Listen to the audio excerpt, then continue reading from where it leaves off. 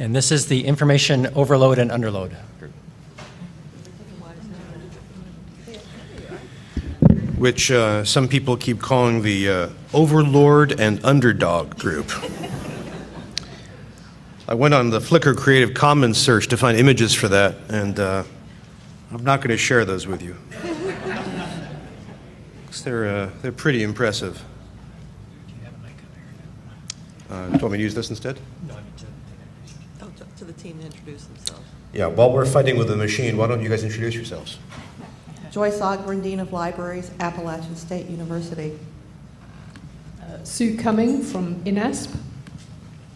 Hi, I'm Patrick Herring. I'm in Information Science and Studies at Duke University.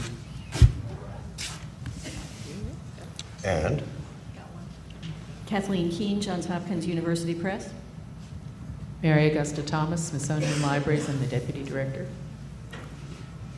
Claudia Holland, Scholarly Com and Copyright at George Mason University Libraries. And I'm Brian Alexander from Brian Alexander Consulting. Not only am I a consultant, but I'm also an author, so I've been playing that role a bit here. We spent yesterday recovering from our presentation and then taking into account the great deal of feedback that we received, especially on Twitter and then conversation. So what I'd like to do here is show some of the progress we made, some of the directions we'd like to emphasize, as well as to just quickly remind you of some of the topics that we surfaced before. Now, what we did not do, unlike some of the other groups, is we did not outline a detailed plan of march. So with some embarrassment, we'll have to do that next. Again, we divided our work into overload and underload, and we do have quite a bit of definitional issues to share, which we may put into our report. But we added a few aspects, and one that we had underestimated yesterday was the sheer psychological toll of information overload. We all feel this, of course, at different times of our lives, and in fact multiple times a day, but we wanted to emphasize that now. And a few of these here on the screen you can recognize. Obviously, anxiety. If you don't recognize the acronym FOMA, it's fear of missing out. There's actual fatigue. And if you look at the Wikipedia page on information overload, it has a few fun terms, including infobesity and infoxication. So all of those they're playful, but also they go to the real point that this is an emotionally fraught topic. In fact, a few years ago, I gave a talk about information overload. I went to Amazon.com to look for books on the subject, and the first or second book was a religious book on prayer and dealing with information overload. Since then, things have improved. As you can see here, more than 14,000 book results in Amazon under information overload. Again, this is a topic we can be very cheerful about. We can make jokes about, or at least I can. But this is definitely a topic of a great deal of pain for a great number of people. So we yesterday deployed the metaphor of filter, and we received a lot of interesting pushback and responses. Internally, we were afraid that our imagery of a tea filter may have confused you. Online, one of you suggested an interesting metaphor from Nicholas Carr, famous internet skeptic, and he suggested that we should think of a version of haystacks, a haystack full of needles. I don't know if you know this discussion is, but the idea that instead of looking at a haystack full of undesirable material with one shining item in the middle of it, we should think of a haystack full of bright, shiny objects that we all want to look at, and we lose track of when we're paying attention trying to find this. It's like in the movie Up, the dogs, whenever they see a squirrel, right? Squirrel. And we lose track of it. So we played with the idea of filter. We teased it out a bit more. And we had other pushback, too. Where's Jake? Did Jake have to leave already? No, he had to leave early. He had to leave already with his steampunk glasses. Jake pointed this out, that when we're talking about filters, we didn't mention enough criticism of filters. And he pointed out it's an interesting challenge that filters fail. Filters make mistakes. Filters cause terrible things, or as he put it, filters lied to us. So we itemized this in some extent. We pointed out the many ways filters can fail, and I'm sure you guys could come up with a similar list really quickly yourselves. They can cut out too much. They can warp information. They can filters can misbehave. And also they can lead to the filter bubble, which I'm sure you're all familiar with, the concept coined by Eli Pariser. So we teased this out a bit. We wanted to imagine what filter success would look like. And as you can see, we kind of cut loose. I'm going to read to you every word on this slide. No, I'm not. It's not all success. But the initial point of this, you could see the center, we initially had filter, and Joyce did a terrific job of concept mapping all of this. And you can see that we changed our mind and we wanted to emphasize, well, instead of filter, what could we use to talk about information overload? And we came up with discovery and curation. Again, very classic library topics.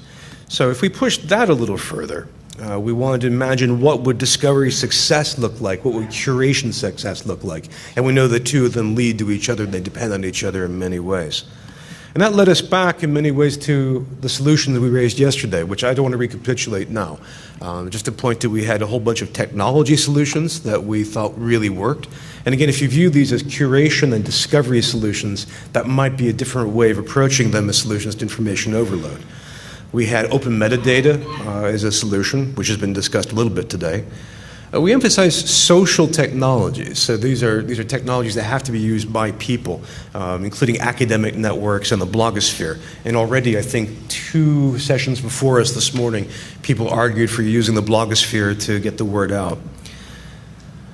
And we had a whole variety of social solutions. And I just want to emphasize one key point there at the bottom of this blob, which is that they involve a lot of collaborations across institutions, across intellectual domains, and across stakeholders. Coming back to that emotional psychological aspect, we want to emphasize that a lot of these solutions are personal in many ways. One of them is, and no one mentioned this yesterday to my complete surprise, information literacy, right, which is a classic way of, among other things, thinking about how to deal with too much information. We also thought that this is a professional development angle, where fields across the sciences, the humanities, the social sciences, and beyond can use professional development resources and events and processes to help improve members' ability to deal with information overload. And we also want to emphasize this is partly a matter of personal responsibility, that this is an issue where individuals have to take steps in order to think logically and clearly about how to deal with too much stuff.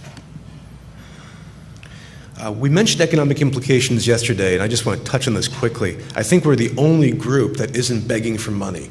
And we're the only one which isn't saying, it would be great if we could magically have a bolus of cash that would make things better. Our main economic notes are that we think one solution moving forward is for people to make new tools for dealing with information overload. We think publishers, this is an option that they can pursue. Perhaps some libraries that have that kind of combination of research mission, technology production mission, and finances. We also wanted to emphasize a theme that I don't think has come up so far in our OSI 2016 work, which is the question of automation. That automation is obviously rising both on the hardware side with robotics, but especially on the software side with bots, with improved algorithms. And I want to emphasize this has implications for everything we're discussing here in scholarship, but in particular for information overload. For example, increasingly our consumption of information is mediated by robots. We don't simply say, here's a wonderful blogger who studies scholarly communication and they can mediate information for us. Increasingly we get this fed to us through algorithms, be they the Facebook search that shapes what you get, be it what Facebook does when they give you things that they think you really need to see, or other forces that we can't necessarily see. A lot of this is black box material. There are also other costs, political, personal, social, in relying on automation to handle information overload. There's an additional problem as well, which we don't have enough machine-readable texts to feed into machines to do this better. Jake isn't here, but he pointed out that Wikipedia, when did they do this? They launched a complete machine-readable Wikipedia site just to be able to feed into automation. There are obviously literacy limitations. Scholars have pointed out that the proportion of Americans, and indeed the proportion of people on most of the planet who can code, is roughly equal to the proportion of people who could read and write around the year 900. So you think about the NSF has been pushing the idea of computational literacy. A great deal of the K-12 schools and higher education institutions that I work with are considering ways of increasing coding knowledge as part of the curriculum. But we do have a strong literacy limitation in trying to understand automation in this area. And just to remind you, when we say automation, one aspect of that is bots, algorithms picking up human roles as we go forward. For example, if you haven't been following this, there are a couple of companies that have successfully produced software that successfully produces journalism in economics and sports already. That's not science fictional. I mean, that's simply out there. You can buy stock in these companies and you can read that journalism, and you may have already read it and not known it. Again, the challenges to trying to fix information overload, I think, are familiar to all of you. And on Twitter, people have said that tenure promotion is really coming up as kind of the big obstacle, the big glacier in our path. But we also want to emphasize that if we successfully start addressing information overload, there's a possibility of new hierarchies appearing, that we may have new experts who dominate the field, for example. And we also want to mention that higher education is not very good at knowledge management. I think that's kind of an uncontested thing. So the underload side, we returned to this, and this was less controversial. We didn't get a lot of pushback. We got some celebration for addressing the subject of serving the informationally underserved. So let me just point out a couple of details here, and then we'll pause. One is that we took a look at what are the extra problems of underload. What does it mean to have not enough information? And so we addressed a couple of these. Developing nations suffer from this primarily. Emerging communities around the world. Whoever is informationally underserved. So you can think about people in the United States in rural areas, especially low-income rural areas. You can think of people who live under extreme information control regimes. And in fact, I was going to open with a very grim joke. Did anybody here see the the Journalists Without Frontiers report that came out this morning?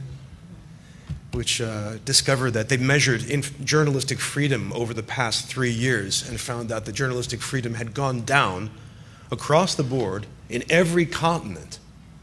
I was going to begin with a dark joke and saying, good news, everybody, less information overload to worry about. But I wasn't sure people would get the joke. But that's a problem that we have, that kind of control on that particular aspect of information leads to populations being underserved, not having access to information.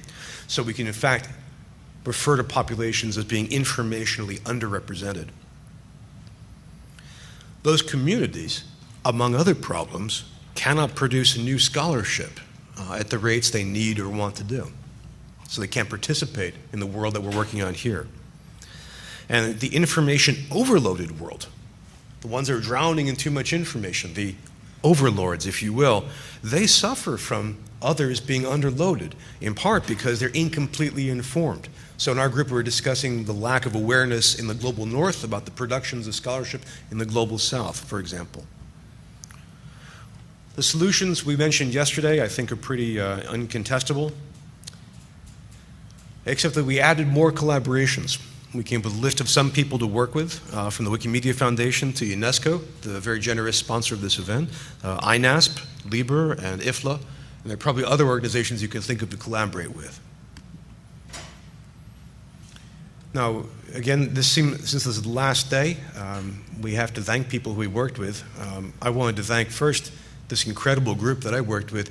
We had no dissent. We didn't have arguments. It was very worrisome. We ended up having to create some. All right, come on, let's pick a fight. Let's get going. So I want to say that was really sweet, and I'm really privileged to have worked with these guys. I also want to thank the, as I say here, the brave Twitter and ballroom interlocutors who contributed to our work. Our Prezi is available online. I tweeted it out, and we'll wait to hear your questions in the next session. Thank you.